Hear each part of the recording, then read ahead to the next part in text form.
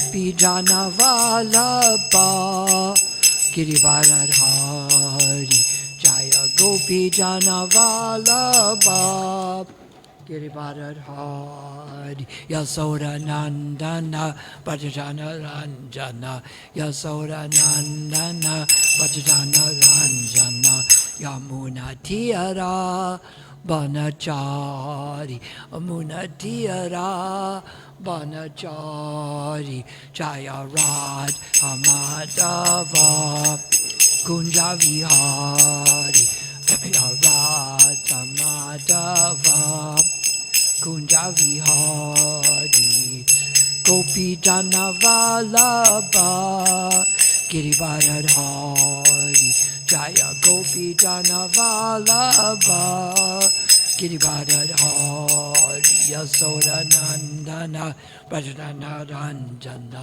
Yasoda Nandana Bhajana Ranjana Yamuna Tiyara Bhajari Yamuna Tiyara Nachari Jaya Radha Madhava Kunja Vihari Jaya Radha Madhava Kunja Vihari Jaya Gopi Jana Vallabha Girivaradhari Jaya Gopi Jana Vallabha Girivaradhari Yasoda Nandana Bhajana Ranjana Yamuna Tiyara Banachari Yamuna Tiyara Banachari Jaya Radha Madhava Kunja Vihari Jaya Radha Madhava Kunja Vihari Gopi Jana Vallabha Girivaradhari Jaya Gopi Jana Vallabha Girivaradhari Yasoda Nandana Bhajana Ranjana Yasoda Nandana Bhajana Ranjana Yamuna Tiyara Banachari Yamuna Tiyara Banachari Jayom Vishnupad Paramahansa Parabhajakacharya Austatera Sata Sri Srimad, His Divine Grace Srila A.C. Bhaktivedanta Swami Prabhupada Ki Jayom Vishnupad Paramahansa Parabhajakacharya Austatera Sata Sri Srimad, His Divine Grace Srila Bhaktivedanta Saraswati Prabhupada Ki Ananta Gaudi Vaishnavini Ki Nagacharya Srila Haridas Thakur Ki Prem Shri Koho Shri Krishna Chaitanya Prabhu Nityananda Shri Advaita Gadadhar Srivas Adi Gaur Bhaktivinda Ki Shri Shri Radha Radhanath Ki Yamuna Mayi Ki Ganga Mayi Ki Tulsi Devi Ki Bhakti Devi Ki Srimad Bhagavatam Ki Opening of the Ram Mandir Ki Opening of Temple of Vedic Planetarium Ki. All glories to the assembled devotees. All glories to the assembled devotees. All glories to Sri Guru and Sri Gauranga.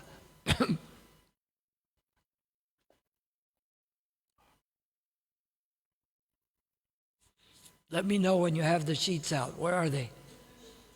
No sheets. It didn't plan ahead for that.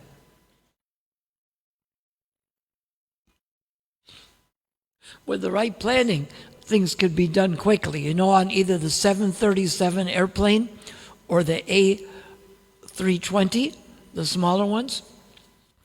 How long, if there's an emergency, how long does it take the flight attendants to evacuate that plane? Guess a figure.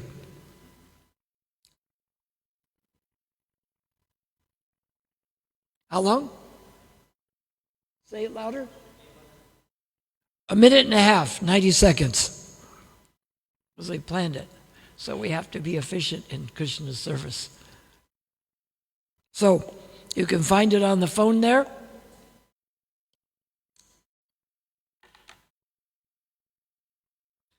Try the 4th canto, text 34 in chapter 14. Om Namo Bhagavate Vasudevaya. Om Namo Bhagavate Vasudevaya. Om Namo Bhagavate Vasudevaya. Om Namo Bhagavate Vasudevaya. So we'll read the ones without purports, which is 34, 35, and 36. Then we'll do 37 responsively. So I'll just read these ones. You can find them on the phones or computer, or see if it's saved in your brain somewhere. Itam vya vyasita hantum rishayo rudamanyavaha nijagnur hantu kater venam hatam achuta nindaya. The word for word meanings. Itam, thus. Vyavasita, decided.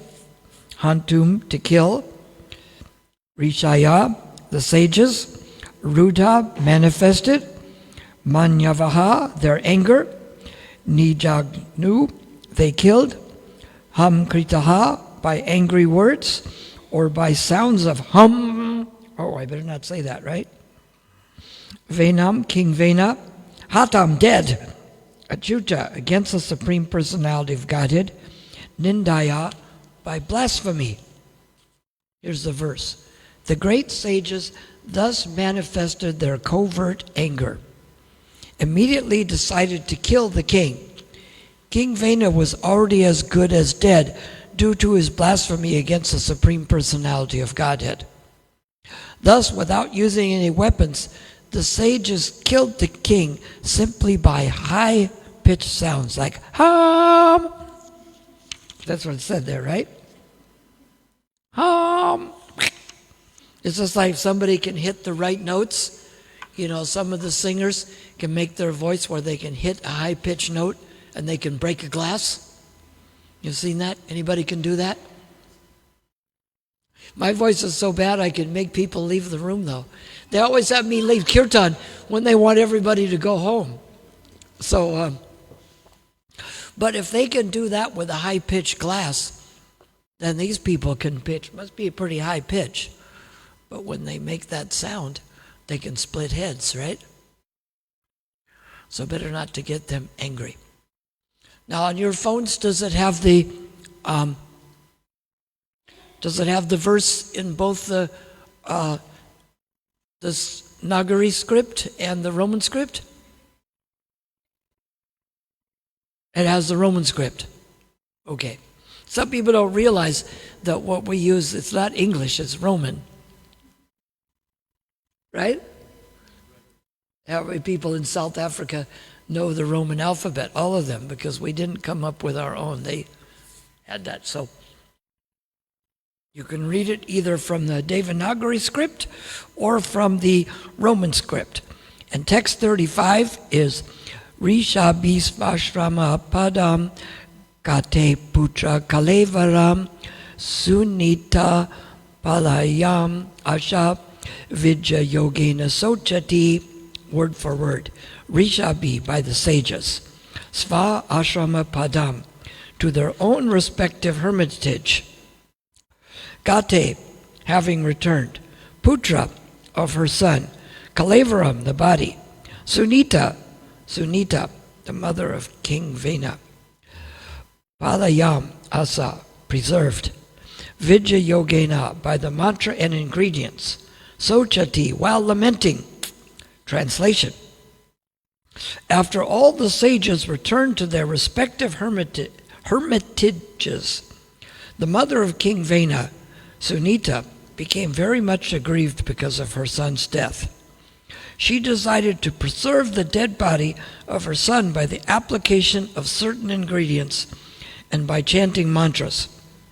Anybody else know another story where they preserved somebody's body? Besides Abraham Lincoln? Whose body was preserved? What? Oh, you know, you're thinking of, they stuffed the, who was it that sang Happy Trails to You? Roy Rogers and Dale Evans. They stuffed the horse and the dog. But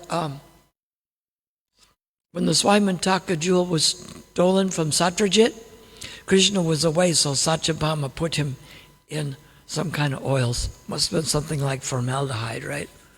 So that when Krishna came back, he could see how Satyajit was killed. And she did this here too. So usually they cremate them, but sometimes they put them in some kind of preservation. And many of the religions, they bury them in the body because you get resurrected in that. So it means it's better to die at 19 than 90. Okay, how about text 36? Ekada muniyas tute sarvashat sali plutaha utavagnim satkatas chakrur upavishtata saditate. Ekada, once upon a time, munaya, all the great saintly persons, they,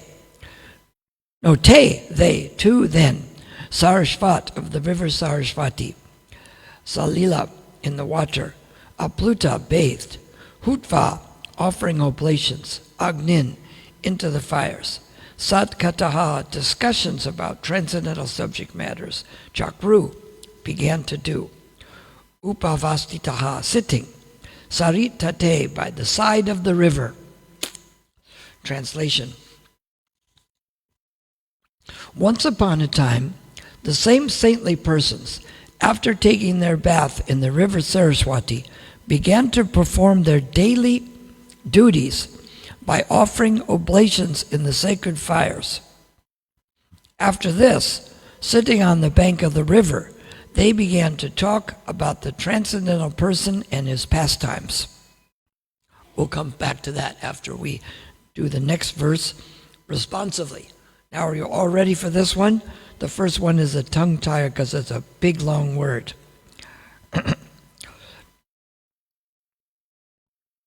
Vikshotihitams. You got that one?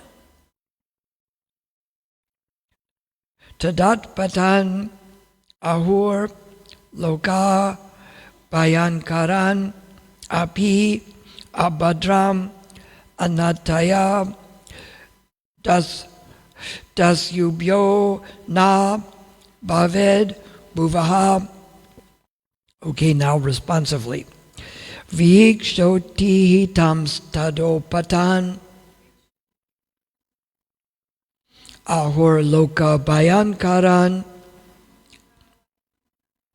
api abadram anataya das yubyo na bhavet buvaha. Vikshotitam stadopatam ahur loka bayankaran api abadram anataya das yubyo na bhavet buvaha. Vikshotihitam stadopatan ahur loka bayankaran api abadram anataya das yubyo na bhavet buvaha. Repeat.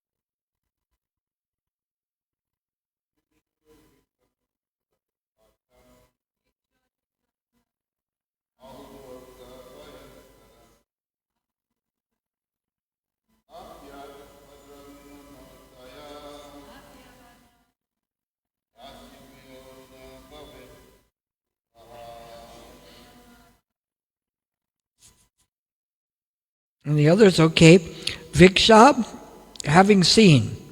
Utitan, developed. Tada, then. Utpatan, disturbances. Ayu, they began to say. Loka, in society. Bayam, karan, causing panic. Api, weather. Abadran, misfortune. Anatayu, having no ruler. Tiasubhya, from the thieves and rogues. Na, not. Paved, may happen. Bhuvaha, of the world. Translation. In those days there were various disturbances in the country that were creating a panic in society. Are we glad that's not going on now? Therefore all the sages began to talk amongst themselves. Since the king is dead and there is no protector in the world, misfortune may befall the people in general on account of rogues and thieves. Aren't we glad that's not happening? Purport. Whenever there is a disturbance in the state or a panic situation, the property and lives of the citizens become unsafe. This is caused by the uprising of various thieves and rogues. At such a time, it is to be understood that the ruler or the government is dead. All these misfortunes happened due to the death of King Vena. Thus the saintly persons become very anxious for the safety of the people in general. The conclusion is that even though saintly persons have no business in political affairs, they are always compassionate upon the people in general. Thus, even though they are always aloof from society, out of mercy and compassion, they consider how the citizens can peacefully execute their rituals and follow the rules and regulations of Varnashram Dharma. That was the concern of the sages. In the age of Kali, everything is disturbed. Did anybody notice that? Therefore, saintly persons should take to the chanting of the Hare Krishna mantra as recommended in the Shastras. Harinama, Harinama, Harinama eva kevalam. Kolur nasteva nasteva gatir anyata. For both spiritual and material prosperity, everyone should devotedly chant the Hare Krishna mantra. So in text 36, it's interesting that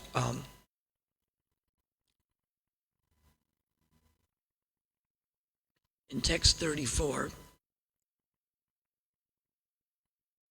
they killed King Vena with the high-pitched sounds. And then after that is talking about how they performed their regular duties. And then after doing this, they sit by the bank of the river and talk of the transcendental person and his pastimes. This is something that we should do. There are so many, these ones are so special to talk about the pastimes. I'll read some verses in Bhagavad Gita that discuss this. These pastimes are better than most of the pastimes in the material world. That's why most of the television shows in South Africa are either about Krishna's pastimes, Rama's pastimes, Lord Chaitanya, or other incarnations of God. No? Maybe they don't know about them. But would it be better if it was that? Let me read you a couple verses from Bhagavad Gita that go into this. They say just like the Bhagavatam has 4 special verses, there's 4 special verses in the Bhagavad Gita. Does anybody know where they are? Chapter 10, not the 19th chapter.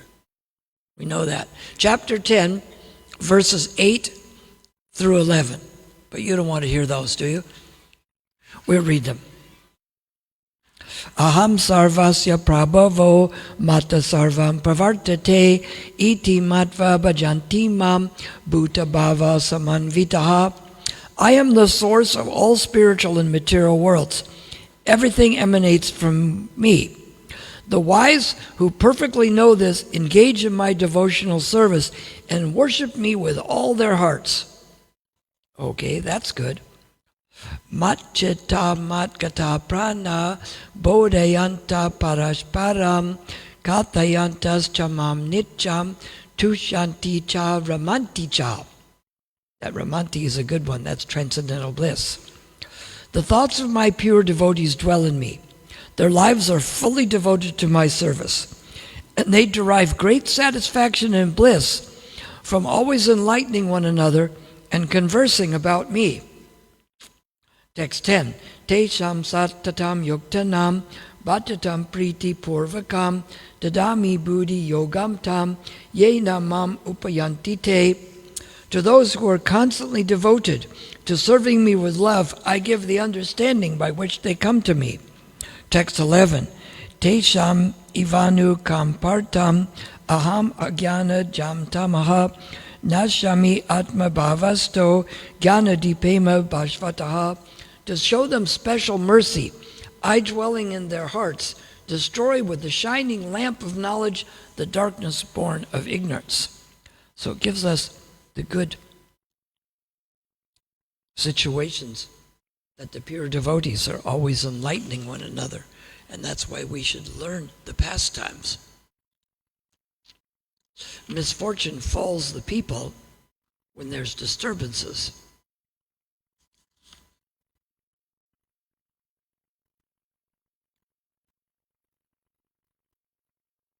So are people unsafe now? It says whenever there's a disturbance in the state, the lives of citizens become unsafe. This is caused by uprising of various thieves and rogues. This shows that the government is dead.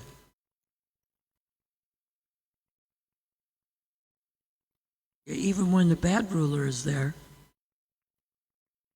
something may happen.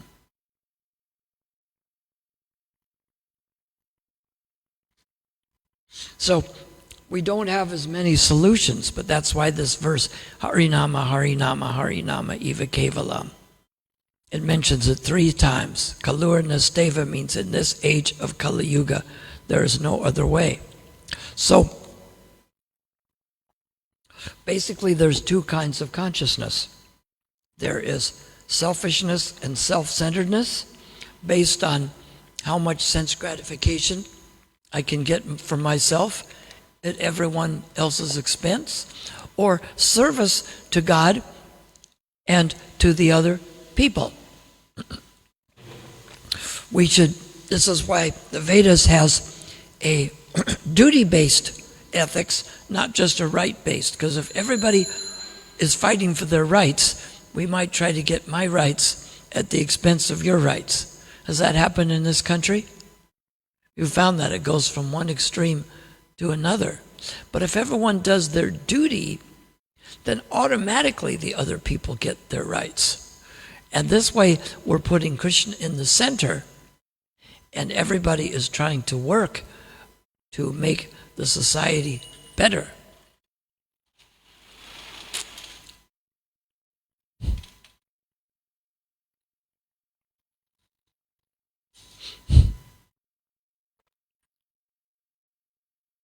Because there is a disparity in. Does anybody know in Europe and America and South Africa the difference between the top 20% and the bottom 20% economically? What is the difference, America and Europe and here? In Europe, the top 20% earn about 8 times as much as the bottom. In America, it's about 10%. The top 20% earn 10 times as much as the bottom 20%. 10 times as much. It's funny, but the top 1% probably earns 400 times as much as the bottom 1%. So America, it's a bigger disparity than Europe. They earn 10 times as much as the bottom 20%. What is it in South Africa? What does someone think? Better or worse than America? Worse? How much worse? You sure it's not worse in America than here? America, the top 20% makes 10 times as much as the bottom 20%. What is it here? The top 20% here makes 20 times as much as the bottom 20%. You wouldn't know it somehow. People, it seem like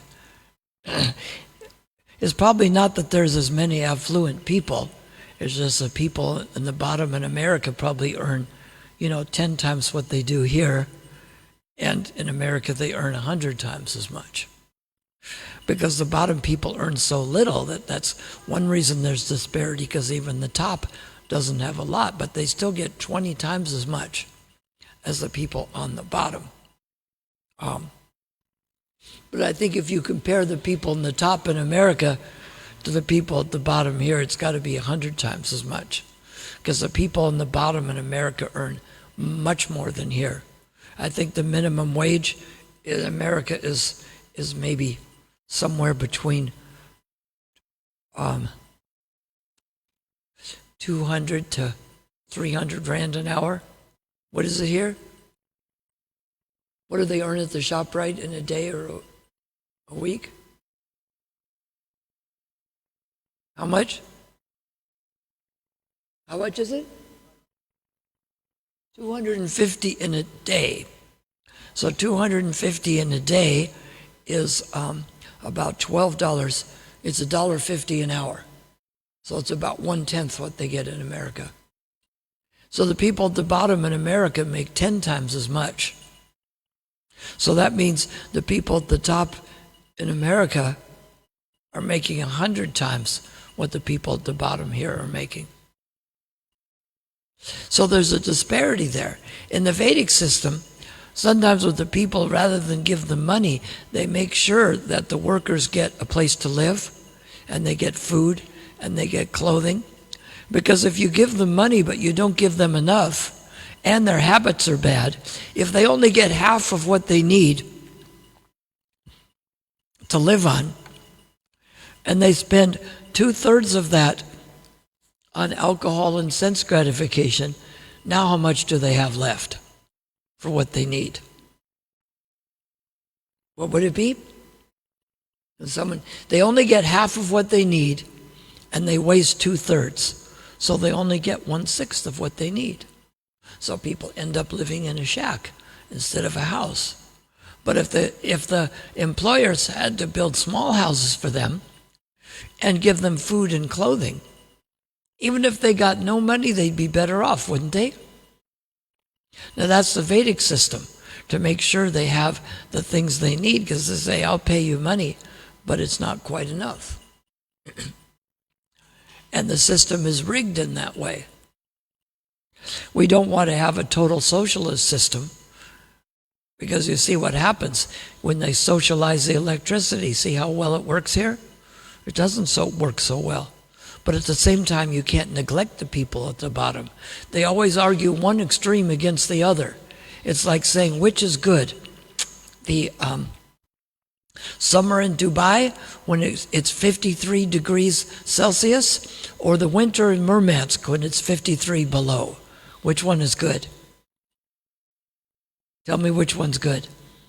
Which one? Neither. So they argue one extreme against the other, because the idea is, if there's a duty-based ethics, they make sure that people have some of the basic things that they need. And companies get a stranglehold on the economy. They use so much grains to create meat. It takes 20 pounds of grain to make 1 pound of beef. So it would take 20 kilos of grain to make 1 kilo of beef. Is that a bad situation? And who benefits from this? Who do you think benefits from this? Anybody know?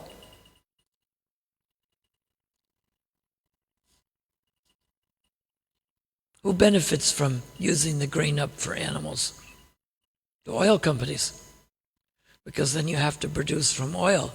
If you said no grains can be fed to animals, let them eat the grass, and you took the same land and grew things like hemp and switchgrass, you could provide all the oil you need. Because as soon as the rand goes in half, the cost of the oil doubles. So things you can produce at home. So it's why Prabhupada wanted us to have self-sufficient societies where we grow our own grain, we grow our own fruits and vegetables, and you can produce the fuel from the grain. And if you need, you trade it with other things, because the closer to home things are, the better off you are. The farther away they are, the worse it is. So we need leaders that think about the benefit of the whole society, not just a couple companies. And oil companies will pay bribes. Because the rand has gone down, oil has gone, gas has gone up, yes? If it had gone the other way, if the rand was worth 10 to the dollar instead of 20, you'd be paying half as much for it. So, and then they charge more for the oil. So when they charge 50% more for the oil and the rand goes in half, you're going to be paying 3 times as much for it as you do now. Think about that. 3 times as much. Is the rand going to go up or down?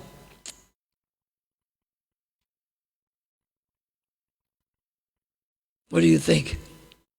Are the policies making things better or worse? Okay, then it's going to go down. When I was here 50 years ago, the rand was worth $1.50. Now it's worth 20 cents. So if we have self-sufficiency and you grow the food you need, then it doesn't matter in the outside. If in the outside the cost is much higher, then you export it to them. If the cost is higher there, then you're lucky to have your own food here. And if you switch from things natural energy like solar and wind power, but we need people who are looking out for the interest of the citizens, who are looking for policies that help the general. And the main thing here is we see that when people raise their consciousness, they change. Because people are thieves and rogues because they're in the modes of passion and ignorance. And in the modes, we think differently. In the mode of goodness, we want to do healthy things and helpful things. If we're in the mode of passion, we want to exploit. If we're in the mode of ignorance, we want to destroy. So just like in sales, they say one of the main things is that you work on yourself. Because if you're a person who is not attached to praise and blame, happiness and distress, and you're working in a job, you're going to do much better because you just do your job. It's like my granddaughter, I trained her that way. She has to raise her daughter on her own because her husband started causing some problems. And so she was going to, she manages a clothing store, and she was going to go to New York for the big company party, but her daughter says, no, I can't be left alone, I need you here. So she didn't go, and the company says, oh, we were going to do a special thing that you've been in the company for 6 years. And she says, sometimes they try to blame you for things that aren't even your fault, and other times they try to butter you up. But she says she doesn't go for the praise and blame, she just does the best job that she can do. She starts training the other managers in the store at the other companies. And you know who trained her? No one. She just read the manuals. And now they have her training other people because she figured out what was there. So the best thing is if we know what our duty is and we do it, then we're not waiting for someone to praise us. Because then if we're waiting for praise, we're going to do something wrong. I'll do something wrong as long as you praise me for it. And I'll quit doing something good as long as you don't blame me for doing something good. Now, is that good? Now I'm doing all the wrong things because I get praised for it, and I'm stopping the good things because I don't want to be blamed for doing the right things. So we have to be above this praise and blame. You find this with leaders. Sometimes the ones who are getting praised and blamed are not necessarily the bad ones. Usually the one that's really being blamed, because if somebody makes a mess on their own, everybody knows it. But like you look at a politician, see which ones probably aren't so bad, but they're really trying to blame them. It's like they do with the President Obama. They said that actually his wife was a man, and they came up with all this kind of outlandish stuff. But you read between the lines, you know what that means? It means he didn't cheat on his wife, or that's what they'd put out there. If they have to make up something about you, it means one of two things. You didn't do something wrong. Either that or the truth is so bad no one would believe it. But when they're making up things about people, then you must think, well, they must not be so bad, because they're trying to blame them for things they didn't even do. So you look for that in people. Sometimes they blame people so badly and lift other people up. And look around, see who's being blamed that probably didn't. You have to look at what their track record is. Somebody comes up here and delivers some fruit, and we offer it to the deities, and it's the best fruit you ever had.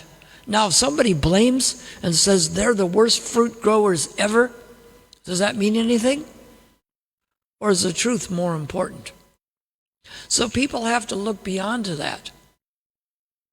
Did I bore you or say something wrong? Oh. So look around for people being blamed. That's why the other day someone said, well, I shouldn't have mentioned the names of people that they make up ludicrous claims against. And the reason I mentioned them was to show how ludicrous it was. Because also, if someone is coming, just like they say, if something's wrong, you want to know before your competitors know. If somehow the prasadam in the restaurant had been burned, you'd rather have the people tell you, listen, the rice and sabji was burned. It didn't come out good. You'd rather have them tell you that than go to the other vegetarian restaurant in the mall. Is there another vegetarian restaurant in the mall? But you'd rather have them tell you that. Just like if someone comes here and says, yeah, that other restaurant is terrible. We'd rather hear about it. You'd rather hear complaints from the people than have your competitors hear about it. But when they make up such ludicrous claims about devotees, it's good to know that, because otherwise, do they say, don't you know what they did? And they make up something ludicrous. And because you're hearing it from them, they must be some kind of authority. Well, quite often it's easy for people to tell you something you've never heard. If you're hearing something from someone you've never heard before, why are they able to tell you about something you've never heard before? Because it's not true and it never happened. I tell you about how the man landed in a park from Mars, and you go, wow, he's telling us something he never heard before. You never heard it because it wasn't true. You shouldn't be thinking when they come up with a conspiracy about devotees that, wow, they're telling me something no one else knows. No one else knows it because it's not true or it didn't happen. So sometimes I mention these just to show how ludicrous it really is.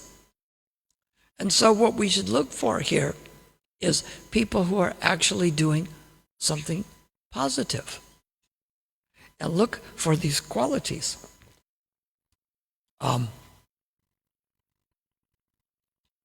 And we could learn that mantra. Does anybody sing in such a... Have you ever seen that? I don't think they have as many people that do that, but there used to be some people in training of voices. They'd put out the glass, like the goblet, and they would go to such a high-pitched voice that they could break the goblet. Anybody can do that? No? No one tried? You've seen that before, though, right? Or heard stories about it? I don't think it happens all that often. But people get mind control. They can bend, some people can bend spoons or do all kinds of things with the mind, like these yogis could do. They could create a sound that would kill someone because the sound vibration is at such a pitch. They don't give that out now because people would be using that. It's just like Vrikasura. He got the benediction that anybody's head he touched, it would kill them. And then Krishna came as a brahmachari and said, I don't believe that works. Test it on yourself. And he tested on himself and he cracked his head. Do people here test dangerous things on themselves? Do you think they do? My son used to experiment with dangerous chemicals, but he was a chemistry student, and they'd have like a box that was totally controlled with the air, and you'd mix things together. And if it like created a bad reaction, then you do it. It didn't work. But do people here experiment with dangerous things on themselves? Who knows the answer to that?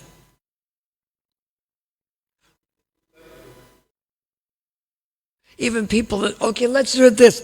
There's a drug here called sugars, which is varying degrees of heroin, amphetamines, maybe some cocaine residue, and rat poison. Do people get that and take it to the lab to find out how dangerous it is, or do they test it on themselves? Which one do they do? They test it on themselves, right? And when it kills them, then they're smart enough to know not to try it again, right? Is that good thinking? If it kills me, I won't do it again, right? Just like the Russian roulette. Maybe you pay Russian roulette by shooting it at a target, but you can't think, hey, there's only one chance in 6. They put one bullet in a cylinder, spin it, and then you don't know, and pull the trigger. One chance in 6, you'll blow your head off. So, we should know what's beneficial for ourselves, and we should know what's beneficial for society, and we should look at this. When they criticize devotees and other people, do a little research on certain people. And certain people, if they're just really trying to criticize them, and they don't seem like they're that bad a person, like you see, not only President Obama, but people like Bhakti Charu Swami and Radhanath Swami and Indrajuma Swami, when they're digging so hard to criticize them, coming up with outlandish things, it means they couldn't find something that was real. Like I said, they said that Indrajuma Swami did bad things at the Ukraine festival. He doesn't do bad things, and he wasn't at the Ukraine festival that year. I was, and yet people are telling me this. It'd be like if I go to America and they tell me all the bad things that happened in the temple room at 8:20 on January 18th. But I'm here. If something bad went on, wouldn't I know about it? How can I go there and they're telling me about it? So we should beware of this with devotees and politicians. Why are they trying to dig up so much stuff on these people? When something's really wrong, it becomes obvious. If they have to make up faults, that means they either don't have the faults or they couldn't find them. So you can't make up faults about someone and then blame them for it. Robbing the bank is bad. I blame you for it. Therefore, you're a criminal? No, that's what the Greeks call a fallacy. So we have to be able to analyze this. Many of the people in the world, you can't think everybody's either, many devotees are divine beings. But for the average people, they're mixed between these modes of nature. You're not going to go down the street and find the average people in South Africa to be the worst demons or the most saintly people. They have some mixed nature. So you kind of look at people's credits and blames and see what people are trying to do. And if they're trying to blame them and yet they don't have so much blame, then they have some ulterior motive in this. That's the thing to notice. Shall we stop there? Any questions? Bhakti Chaitanya Swami said, any questions, corrections, chastisements, or additions?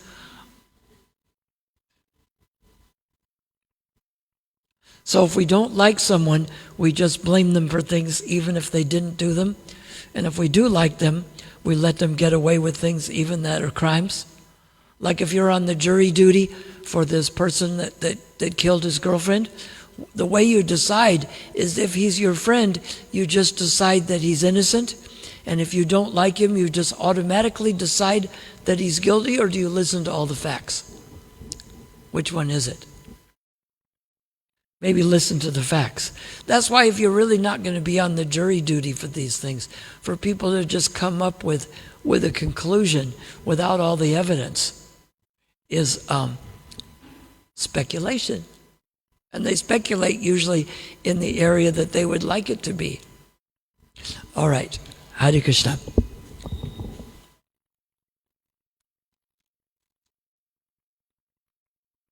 Let's see. So tomorrow we will be reading verse 38.